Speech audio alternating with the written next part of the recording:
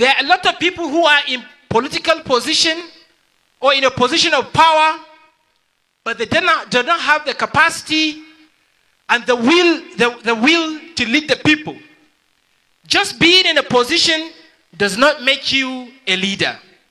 A position is just a label.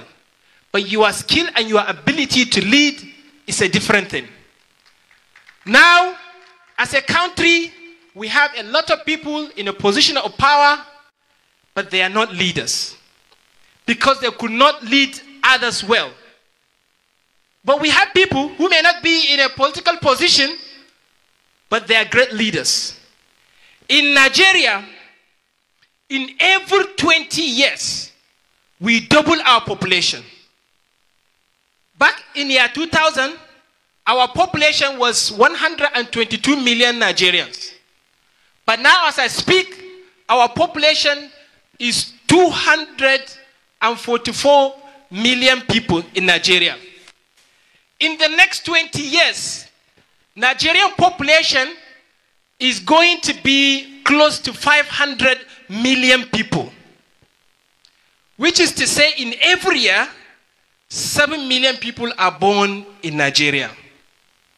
But the question we need to ask ourselves, are the provisions for the infrastructures, like the educational infrastructure, the healthcare, the housing, the security, are we providing an equivalent share or equivalent increase in the rate of infrastructure at the same way we increase in our population growth? Because if we give birth to 7 million people every year, at least we need to provide housing, housing provisions, health facilities, educational facilities, security provisions to cater for the increasing number of people we are adding every single year. But what we have in Nigeria is that we keep adding population, but we are not providing a corresponding provision for the infrastructure that this increasing population demands. If you come down to northern part of Nigeria, more than 60% of the population of Nigeria are from the north. And that is why the northern part of Nigeria is critical for the economic, political, and social development and stability of Nigeria. Nigeria cannot develop, cannot grow without the north. It's just like you cannot move your leg or yourself forward without your neck. However, the north, to tell ourselves the truth, has been slowing down Nigeria. Because no matter how other parts of the country want to move fast, they cannot move without the north. So I'm happy today we are starting this town hall meeting in Northwest. Because Nigeria cannot grow without the Northwest. And what do we need to do as people to move this country faster? Because if you can move faster, then the whole country will move faster. We have all the opportunities in the north. We have all the privileges. We have the leaders. We have the president. All these things are here. But we are the ones with all the problems. We are the ones with the kidnapping, with the insecurity, with the killings, with the Boko Haram, with banditry. Everything is in the north. But we have the leaders. We have all the opportunities, but we are lagging behind.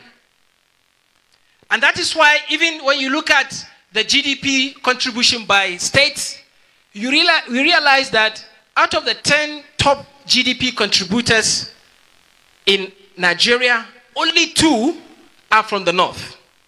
The rest are from the south.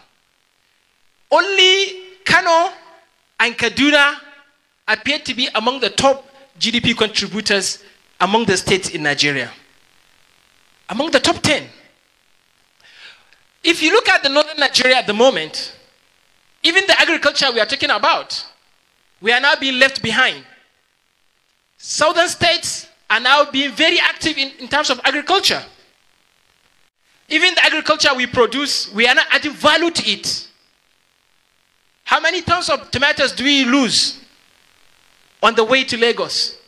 Because we cannot preserve it, we cannot process it in the north. So these are some of the challenges. If you look at the insecurity now, a lot of people have abandoned their farmlands. They cannot produce food. And that's why we have imminent food scarcity in the country.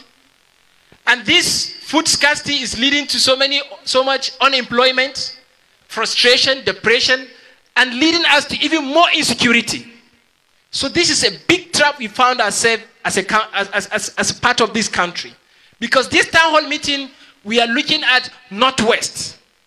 We'll be going around to all the regions we have in Nigeria to make sure that we discuss issues that are peculiar to these regions. Now we are in Northwest.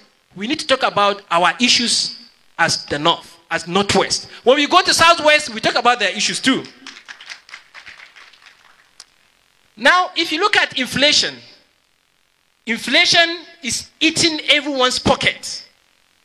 You look at insecurity. Now you cannot travel from Kaduna to Abuja. Boko Haram are still very active. Inflation already is 16%. And this administration is also thinking of removing fuel subsidy again. How many times are they removing petroleum subsidy? When they came for the first time, they closed our borders. Most of the land borders that we are closed are now facing insecurity challenges. Why? Because of these border closures. A lot of people in these border states, they were having decent businesses. They were doing very well.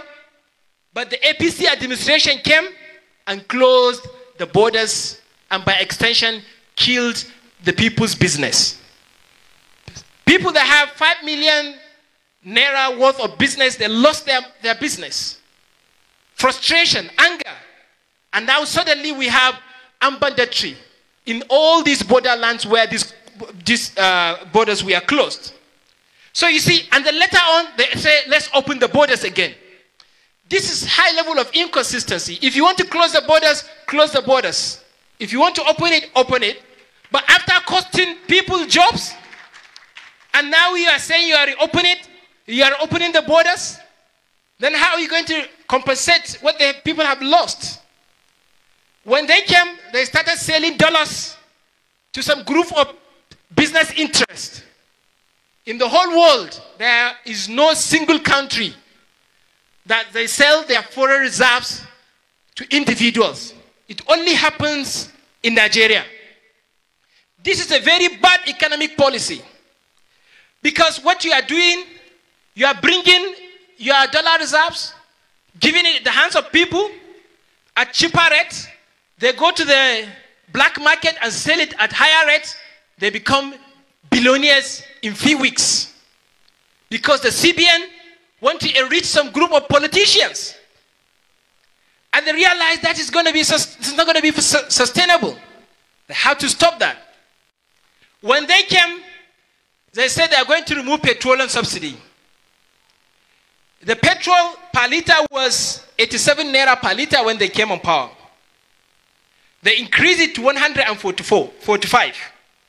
We thought that was it all. We suffered so much. A lot of people lost money because of that. And now later they increased it to 163 or 165. And again, now the Minister of Finance, she's saying they are going to remove petroleum subsidy again. Which one again? How many times are you removing petroleum subsidy? You see, you cannot say you are giving 5,000 naira to every Nigerian. You cannot do that. What Nigerians want is give them security. Give them peace. People will make money that are far more worse than the 5,000 naira you're going to give them. Because the moment you remove petroleum subsidy, what you are doing, you are going to increase the inflation. So that whatever you are going to give people is not going to be of any value to them. Now inflation is already 16%, and that's the time you want to remove petroleum subsidy? Do you want 30% inflation rate? You know, you cannot remove petroleum subsidy unless you fulfill three conditions. The first condition is you have to have a working refinery. Dangote refinery is not coming anytime soon because it's been announced that it's going to come 2020, now it shifted 2021. We are already ending of 2021. We are not seeing the refinery coming on board. And you are removing petroleum subsidy at a time when a dollar is more than 500 naira. How much are you going to be importing the refined petroleum? And how much are you going to sell at a filling station without a subsidy? Nigerians cannot afford to buy petrol without subsidy at the moment. You cannot remove petroleum subsidy until you are able to reduce the inflation rate to a single digit. When APC administration came on power, they made the inflation at 9%. Now it's already 16%. They have to revert it back to 9% first before they remove petroleum subsidy. Because even the Minister of Finance said she was not sure whether she's going to give 40 million Nigerians 5,000 naira or 20 million Nigerians 5,000 naira. Is it going to be for 4 months, 6 months, or 12 months? They didn't even know, and they're even pronouncing it, the policy. And already people are already panicking, hoarding the petrol. Already there's already scarcity of the petrol in the filling stations. No, you didn't just announce policy like that until when you know that you are fully ready. There is no prosperity and unity of Nigeria without justice and equity. At a time when we have serious case of nepotism, people are appointed into political position because they are friends, they are relatives, because they are loyalists, not because they are competent. When appointment into political position is based on acquaintance and loyalty, we can never have unity. Because unity thrives on the foundation of justice. As we speak of Northwest, Northwest is a critical aspect of political destination of Nigeria, especially in 2023 election. The North alone can decide the fate of this country, especially Northwest. But we can only do that if we change our voting culture and our voting pattern. We should not be voting based on sentiment. We should not allow someone to tell us who we should vote, which direction to go. We should be the ones to decide who is more competent to deserve our vote. Time has passed when someone will come and tell us, "Ni me gaskiya ne ku zabe ni." No. We only vote for competence. Don't vote for any person who come and tell you that, "Vote for me, I'm honest." What is the use of your honesty if you are not competent? We are not voting for honesty. We are not voting for integrity.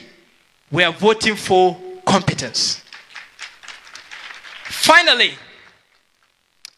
it's not one cup fits all when it comes to fixing Nigeria's problem. We cannot bring a policy that works for Northwest and think it will work for people or for Southwest. The Northwest, we need our own unique policies that address our issues, specific. It is not always the benefit of the government to say, "I have so much money in my pocket," while people are not having money in their pockets. The success of every administration is how much money people are having in their pocket, not by how much money government is saving in its purse. So what I'm saying is we cannot risk going to 2023 election without a working document. That's the biggest risk. So we have to go to this journey with our map. As supporters of Alhaji Atiku Abubakar, we cannot go to 2023 election without our working document. So that when we go there, we just start working. We don't want to be like this kind of administration who are doing trial and error. We should know the problems, and these town hall meetings should tell us the real issues and where we need to address, what we need to do. And finally, I want you to take this project as your personal project. The struggle of rescuing Nigeria in 2023, it is not PDP's project. It is not Atiku Abubakar's project. It is everyone's project.